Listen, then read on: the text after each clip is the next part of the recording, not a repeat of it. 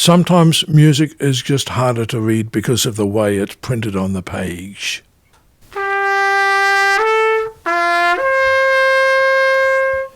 Hi, I'm Ivan Hunter. Let's explore fresh ways to handle challenges in music lessons and performance. I made a previous video called Read Music Smarter, Not Harder, where I suggested some ideas to make reading easier for players. But lately I've been noticing something strange. Some printed parts actually make the music harder to read than it needs to be. And the frustrating part is they could easily follow conventional music notation practice and the music would be easier to read. What do I mean? In that earlier video, I mentioned that most Western music naturally falls into phrase lengths of 2, 4, or 8 bars. That's the way musical sentences are built. But recently, I am seeing music parts laid out in 5-bar sections. There are bar numbers every 5 bars.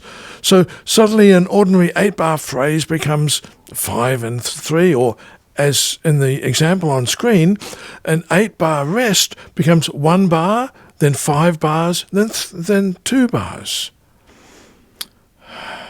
For the player, that feels awkward.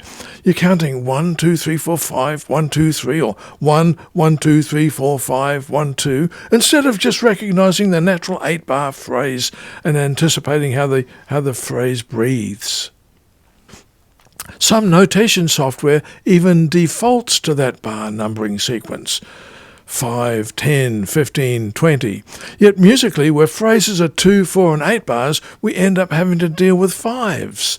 It's unnecessary and it stops players making sensible music assumptions about how the phrases are built.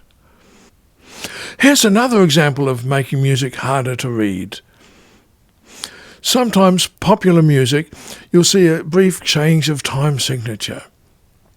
That will happen when a songwriter wants to stretch out a phrase. They just tack on a short extra bar. The problem with this is that we naturally expect the first beat of a bar to feel strong, but this new bar that they've added doesn't begin with a strong beat, so it can feel uncomfortable to play. A smoother way to write it is to simply lengthen the appropriate measure, not add an extra one. That way, the phrase can flow more naturally, the strong beats line up where we expect them to, and the printed music still appears as a 4-bar phrase. Here's a straightforward example, a song in 4/4 time with 4 measure phrases. The gentlemen of Dickens were mostly very poor, and innocent of grammar, and of parentage obscure, etc., etc. Now, if we lengthen that third measure to, say, very, and another time very, very poor, and if we make that a 2/4 bar, it becomes this. The gentlemen of Dickens are mostly very, very poor, and innocent of grammar. Notice there's no apparent downbeat on that second very. Here's a better way of doing it.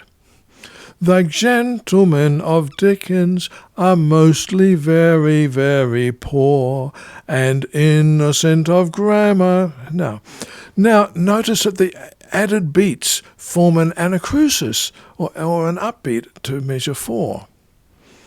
Changing the bar to 3/2 instead of adding a 2/4 bar keeps the musical flow balanced and avoids breaking the natural 2/4/8 bar structure that is very helpful to players. So avoiding these 2 notational habits can make a big difference to how comfortably and easily musicians can read their part.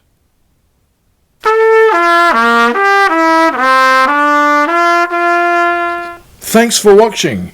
I hope this gives you food for thought.